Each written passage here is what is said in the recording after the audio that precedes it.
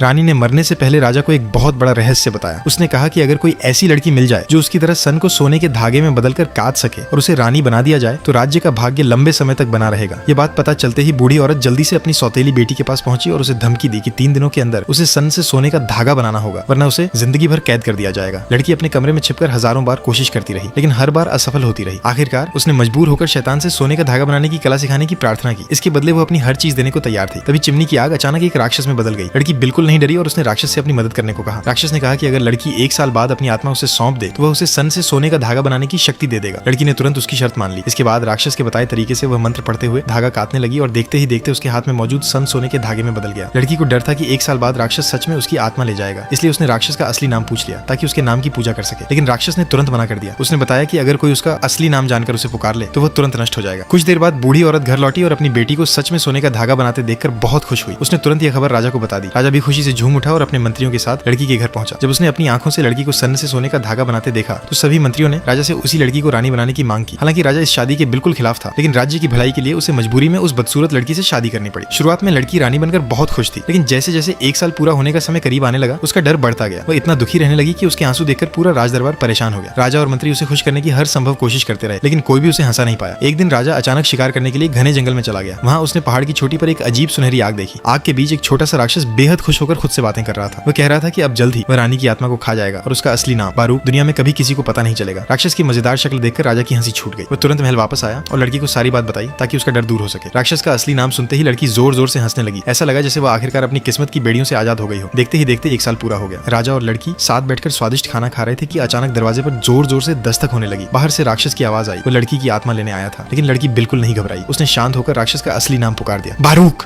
नाम सुनते ही राक्षस पर बिजली गिरने जैसी हालत हो गई। अगले ही पल वह जोरदार धमाके के साथ फट गया और उसकी आत्मा हमेशा के लिए नष्ट हो गई। इस तरह लड़की ने अपनी बुद्धिमानी से खुद को बचा लिया और सन से सोने का धागा बनाने की अपनी अनोखी कला के साथ राजा के साथ हमेशा खुशी खुशी रहने लगी।